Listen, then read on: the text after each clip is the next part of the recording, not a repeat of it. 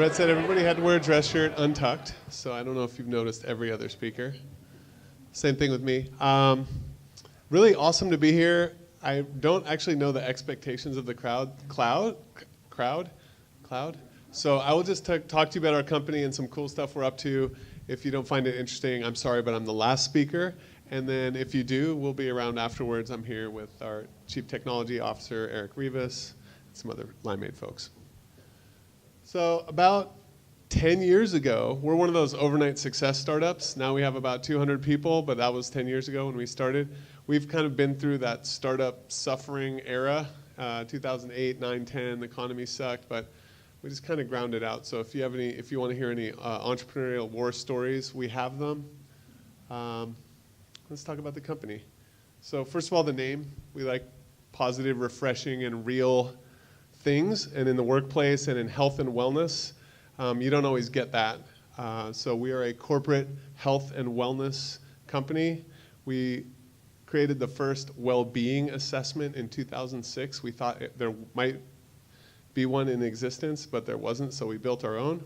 And we build corporate enterprise SaaS, software as a service solutions for very large employers, ranging in size from a few thousand to 200,000 employees, including some great local employees like Puget Sound Energy and our great state of Washington. And if we weren't hiring about 20 people, I probably wouldn't put this slide up, but I just thought I'd mention that. We have won some cool awards. We were voted the top 25 best workplaces for women in the country by Fortune magazine last year, and we were number 2 amongst technology companies, which is really cool, and I think it stems from our authentic commitment to well-being in the workplace. We don't always get it right. Some people hate working there. Most people generally like it. In 2015, we also won the number 1 best workplace of our size in the state of Washington. Wow. So that was cool.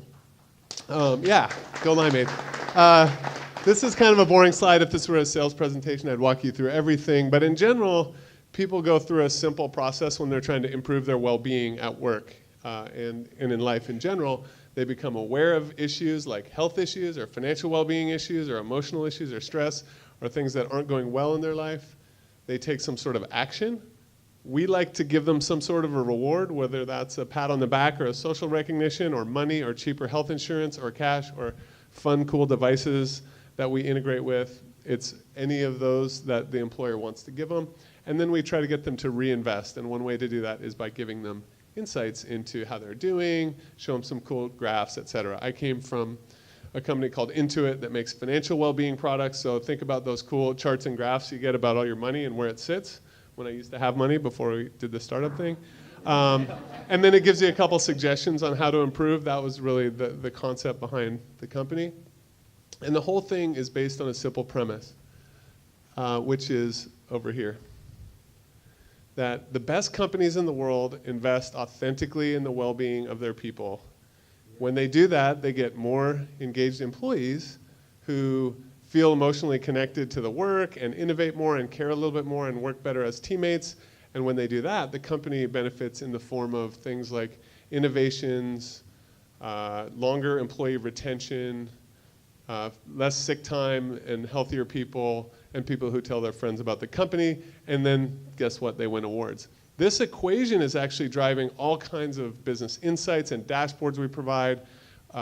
We have a whole bunch of cool machine learning infrastructure that's taking all this data about people's well-being and their blood data and their biometric and their work data and tying it all together and providing insights both to the individual and the employer about this equation. But this pretty much drives everything we do at the company. I think we'll show a screenshot or two. I won't get into I'll cover these really quickly.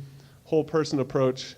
Our original well-being assessment has 37 statistically proven predictors of well-being. We've kind of boiled it down to 4 because 37 wouldn't show up too well on a slide. But think about things like optimism and teamwork and positive relationships with other people, exercise, good nutrition, sleep, stress, manage depression, don't drink too much. Kind of the basics, but putting it all in one place was an important thing for us.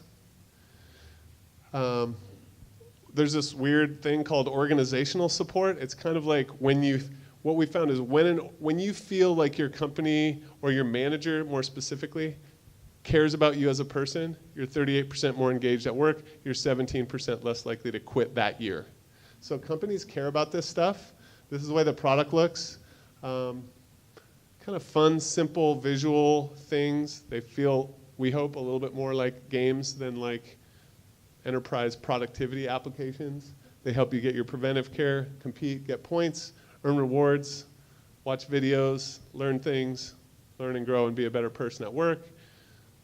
Cool apps and devices on the technology. Our key hiring areas are in sales, but also in technology. We do a lot of cool mobile app development. I mentioned machine learning, moving things to the cloud. Some of the topics that have been covered tonight are things that we do. And, oh, this is my last one. So at the end of the day, we're really trying to help companies be better, and in so doing, make the world a better place for employees as well. So employees win because they like their jobs, and companies win because they have a bunch of people who like their jobs. It's kind of a simple equation. We created a whole circle around it, but thank you all, and I'd love to have any questions if you have any. Ooh. Had to pick the best screenshot. First, William.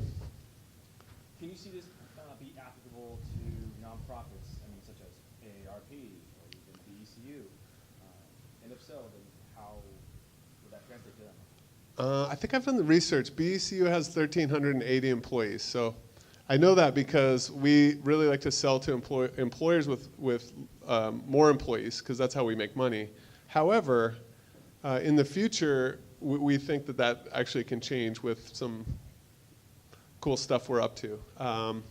Nonprofits, this is a great use, and we do a fair amount of public sector work as well, which is a form of nonprofit, I suppose. But we'd love to be able to serve a 20 or 50 person company someday. In the back, I'll get to you, Keith. Is your customer the HR department or the corporation at large, or the individual employees? The first question. And then the second one is, why should I share my biometric data with my employees? Yeah, two awesome questions. Our customer, our buyer, is the HR benefits department of a large employer. Our ideal buyer, actually, and where we're going with some of the insights and programs we're going, is above those people to either the chief people officer or even the CEO of a company.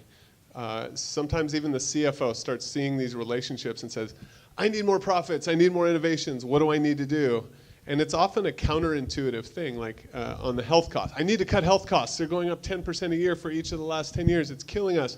Let's get a really clinical program that singles out the really obese people that cost us a lot of money, and the chronic people and the pregnant women, and let's deal with this problem. And what they've learned is that actually that's not how human beings function. And behavioral science would suggest that actually singling out people will create people who hate you and hate working for you and don't respect you and actively work to undermine your initiative. So we would prefer to say to that CFO, actually one thing you could start by doing is like lower your voice, care a little bit, and actually you will reap those returns. As an employee, why would you want to share your blood with your employer is a fair question, and it does touch on some of that data privacy. So we never share individually identifiable information about anything well-being related with the employer, and we take privacy and security incredibly seriously. So we provide aggregate reports.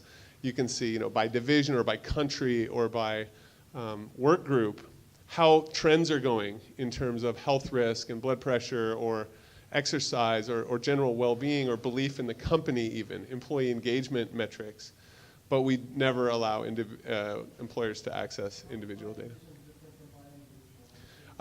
It's a good question, and the government has protected people in this way. There are limits on how many people constitute a group. Below that number, you're not allowed to see any data. So we have ways to limit in the reporting how we do that. Yes, and then.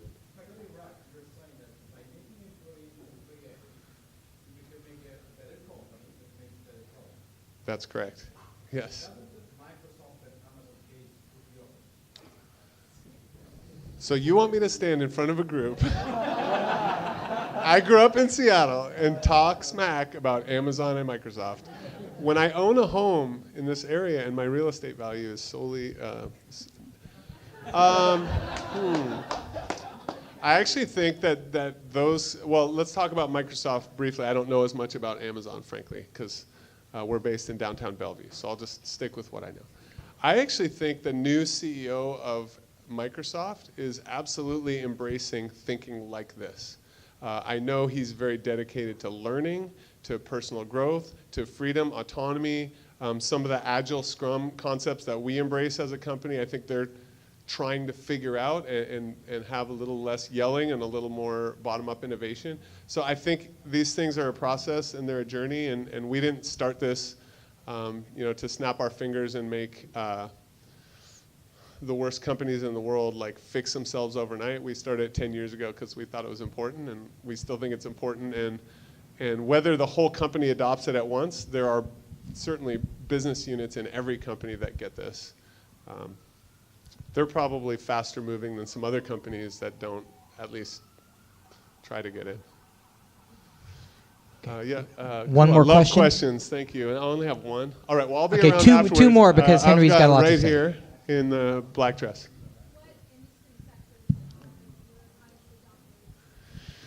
What industry sectors are our highest adopters?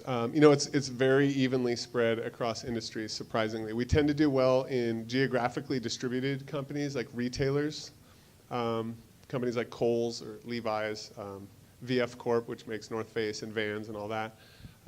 We have a ton of healthcare companies because healthcare employees are notoriously ridiculously unhealthy, and there's good stats on that, and they need this. But more than anything else, there's a kind of a psychographic segmentation where companies who believe in the thing that we're talking about tend to invest in this kind of thing. So, and one more. Why don't we go here? Did you have a question, sir? Well, yeah, I did, but I think you answered. Okay. Well, there's one more in the back then. Yeah. We'll get you afterwards. Good, you can kick me off.